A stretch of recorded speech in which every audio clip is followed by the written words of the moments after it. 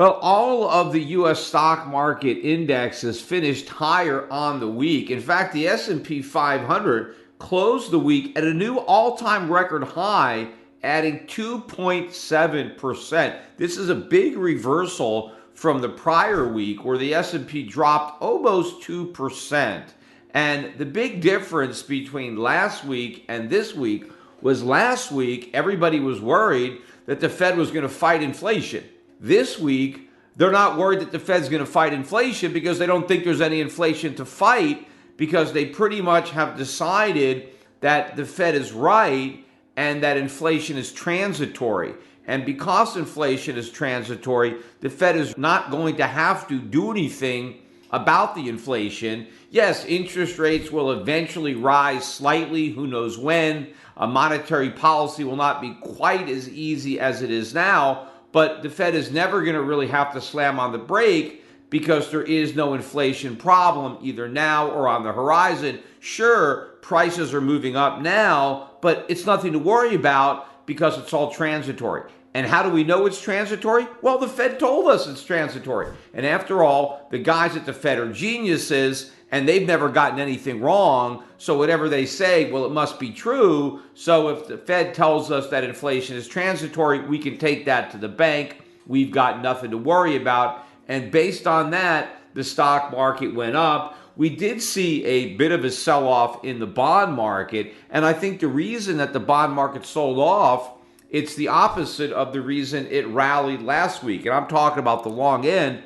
People were worried that if the Fed ended up fighting inflation, because the Fed admitted that inflation was hotter than it thought, and so that maybe scared the market, but then the Fed quickly convinced the market it doesn't matter that it was hotter than they thought, it's still going to cool off exactly the way they expected. So if the Fed is not going to have to fight inflation, well, it's not going to slow down the economy, and so that caused people to sell treasuries. So the yield on the 10-year rose from 1.45 to 1.536. I mean, not that big a move. The yields are still ridiculously low. 30-year yields rose from 2.027 to 2.169. After all, there's no inflation at all, so you might as well loan money to the U.S. government for 30 years at less than 2.2%. Of course, relief that the Fed was not going to have to fight off inflation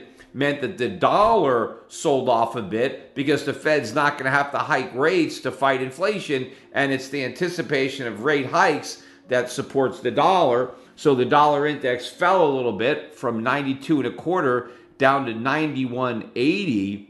One market, though, not really benefiting from the idea that we don't have to worry about inflation is gold and silver. Although gold and silver prices were up slightly on the week, you have to keep that in perspective because they got clobbered in the prior week. So gold was only up about $17 on the week, not much of a rebound. Silver only up 30 cents. Gold closed the week at $17.81, silver at $26.10. And in fact, the gold stocks were basically flat on the week, with the GDX up slightly less than 0.1%. GDXJ down slightly, again, less than 0.1%. But remember, the GDX fell over 10% last week and really recovered none of those losses, even though the markets are not as worried about the Fed fighting inflation with higher rates.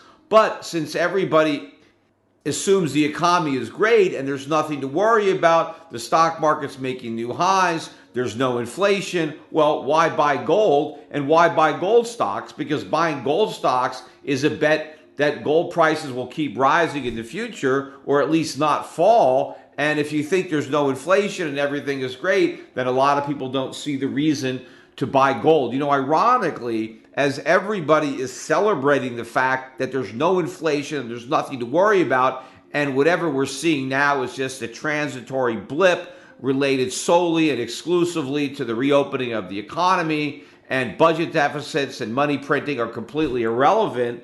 Look at what's happening with the price of oil. Oil prices rose 4% on the week. We went up from $70.45 which is where we closed last week, to 73.26.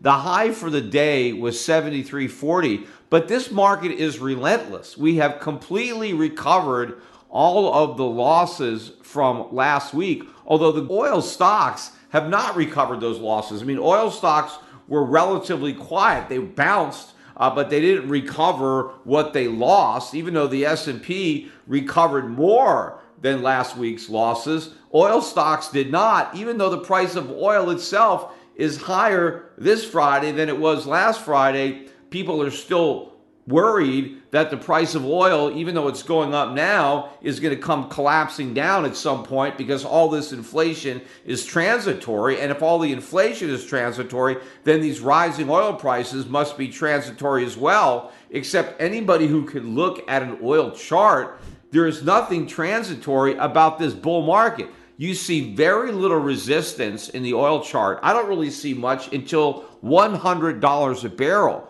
which is what, about 37% higher than it is right now. And we could easily do that before the end of the year. I mean, how can anybody believe this inflation is transitory nonsense when you look at the price of oil? Unless you think oil prices are irrelevant to the overall price structure, or oil prices could be rising this way in an environment where we don't really have any inflation, with the exception of energy, except it's not energy. There's all sorts of commodity prices that are rising. Now, some of those commodities have pulled back. Oil is not one of them, but some of the commodities that have pulled back are the ones that have the most spectacular rises, like lumber, like copper, maybe soybeans, some of these other commodities which shot way up. But even though they're down, if you look at where they are relative to where they started this bull market, they're still way up. And anybody who now thinks that there's nothing to worry about because bull markets have had a correction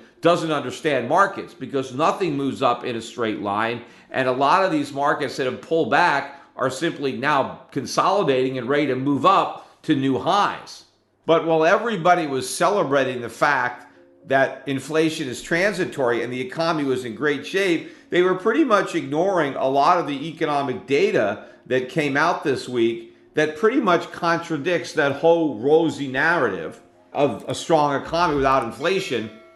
Look at the disappointing numbers we got for May durable goods. The headline number was a little bit stronger than expected, up 2.3% versus up 2%. But when you strip out transportation, rather than a 0.7% gain, we got a 0.3% gain. But when you look at core capital goods, that was supposed to rise by 0.5. Instead, it went in the other direction, and we lost 0.1. There were some upward revisions across the board in the prior months, but I think what's more important is the direction that these numbers are headed, and that direction is down. At the same time, everybody thinks the economy is getting better. You know, we did get the report on Q1 GDP. This is the final number and pretty much unrevised from the last estimate. So they closed the books now on Q1 GDP, and the annualized rate of growth was 6.4%. Of course, completely powering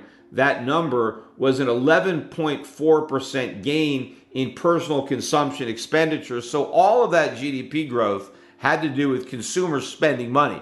And where were the consumers getting all this money? Well, they were getting it from the government in the form of stimulus checks, enhanced unemployment benefits. They were getting it by virtue of the fact that they didn't have to pay their rent. They didn't have to pay the interest on their student loans or even the principals. So a lot of people had a lot of extra money to spend, and they spent it, and the GDP went up. But this is not indicative of economic strength. This is actually indicative of inflation.